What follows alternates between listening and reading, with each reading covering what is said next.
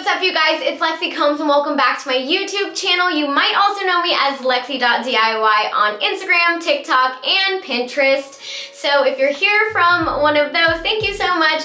Please make sure to stop by, say hi in the comment section, and subscribe and hit that bell notification so you never miss when I upload next. I have a lot of wedding videos coming, so if you're into that, stick around. Today's video is super exciting. We are gonna be talking about the 10 questions that you absolutely should be asking all of your potential venues for your wedding, because they're gonna save you a lot of time, money, and stress, and some of them you might not have even thought to ask, especially number 10. So let's get into it. Number 1, you're gonna wanna ask what dates they have available.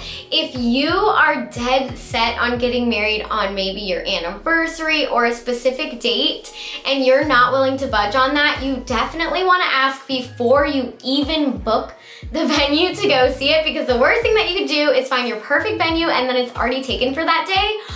Also, please take into consideration that if you're planning a wedding right now, a lot of people's weddings had to get postponed due to COVID. So if you are trying to book a venue now, you just got engaged, they're booking up quick. It needs to be the first thing that you do, and they might not have a lot of dates available, so definitely ask. Number 2, you wanna ask what their guest capacity is. Now, you also wanna make sure that if their website says 200 people, that when you go in to tour it, that they actually mean 200 people. You don't want everybody squished in like sardines, and they might know that it's more comfortable to have 170 at their venue, just having worked many events. Another thing is, you should know your guest count basically before you even look at venues, because you can't book the perfect venue and then it ends up being way too small for the amount of people that you invited, or vice versa, this huge venue and then you only invite a small amount of people and then it looks like so dinky in the space, if I can say that. I mean, that was kind of a weird way to put it, but you get what I mean. You need to know how many people can actually fit in that space. Question number 3, you're gonna ask them what is that rental price and what does that rental price include? Because oftentimes you can see the rental price and be like, oh my gosh, this is amazing, we can totally afford this venue.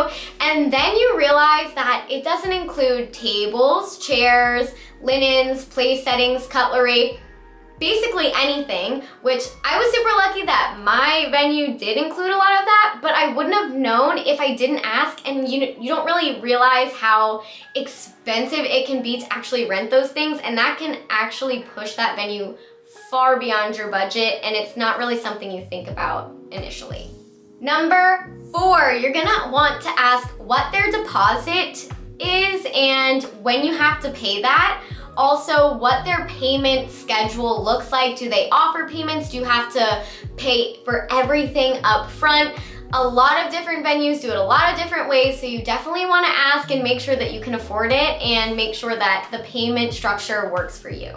Number 5, you wanna ask them what rentals they have on site. So say that your rental price doesn't include tables, chairs, anything like that, or maybe it just doesn't include like place settings. You wanna ask them, can we rent that from you, and how much would it cost, or am I gonna have to go rent it from an outside individual? Please remember that most of these are going to be per person costs. And even though a few dollars here and a few dollars there doesn't sound like it's gonna add up, when you have 100 people or even just 50 people, the costs really start to add up, so make sure you know. Number 6, you're gonna wanna know who is responsible for setup and for breakdown. Now, my venue was super awesome and they did setup. Of course, I wanted to be a little bit more involved because I did a lot of DIYs, so I came in to help set up as well. But we were not responsible for setup or breakdown. So that was really cool, because you definitely don't want to be breaking down everything and like loading up vans and trucks and whatever at the end of the evening to take everything home, especially on your wedding day. You're just gonna want to get out of there and honestly go to sleep, because it's a long, fun day, but it is exhausting. Number 7, you're gonna wanna ask if the venue offers day of coordination. Now, this may or may not be included in your rental price. Lucky for me, it was included, and I had 2 points of contact the entire time, and they made sure that everything was on time and as planned day of. But a lot of venues do not offer this. Now, I highly suggest that you get a day of coordinator at least. Wedding planners are expensive, and I totally understand why, but it's usually really far out of people's budget. If your venue doesn't offer day of coordination, you may need to take that into consideration and get a venue that either does include that, or make sure that when paying for that venue, you can still have, room left in your budget for that day of coordination, because let me tell you, if we didn't have day of coordination, it probably would have been a hot mess. Number 8, okay, this is super, super important. You wanna ask if they have a preferred vendors list, because let me tell you, oftentimes venues have a preferred vendors list, and those venues can seem like they're in your budget, but once you look at that list, and you see that these expensive catering companies, or you have to get your cake from a certain place, that cost really, really adds up. If they're not flexible on it, and maybe those preferred vendors don't even match your style, your taste. So that can be a really tricky thing, and it can honestly push a venue way, way, way out of your price range, because especially catering, they can have food minimums, and not all of us have $10,000 to spend on food, so just keep that in mind. Number 9. Now, this one is really important, especially with so many weddings going on back to back. You need to ask if you can have that space the day before, or just not for, the whole day, but just for a little while to do a rehearsal. Now, my venue would let us do a rehearsal in the morning. We couldn't make that work for us, but they had another event that evening.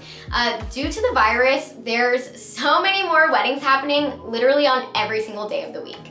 So I would definitely take that into consideration. Make sure you ask, because if you have a lot of people coming from out of town or something like that that's in the wedding party, and you can't, do it when your venue needs you to do it, you might have to rent another space or find another space to actually do the rehearsal at. So definitely something to keep in mind and ask. And also, some other venues, mine didn't, but some other venues may charge you for using it for rehearsal. So keep that in mind. Number 10, this is hands down the most important question that I guarantee you so many brides have not even thought about. I know at first I did not, until I started looking at wedding venues, and I realized that all of their price breakdown sheets had these like hidden fees and taxes. So you want to ask them what their taxes and their fees are, because a lot of places, at least in our area, were like 20%, which is insane. When you think about that cost of everything plus 20% on top of that, you're not thinking about that when you see the per person head count. You're like, oh, it's $50 per person for this, and then you times it by the amount of people that you expect to have, but you don't take into consideration that there's an extra 20% on top of that. So definitely so important. Make sure that when you're doing your budget, you put in the taxes and fees, and that you always ask, because it's different at every single venue.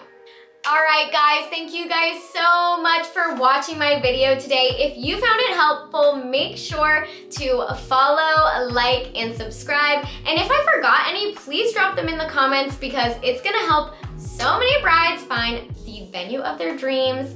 I love you guys very much, and I will see you in the next one. Bye.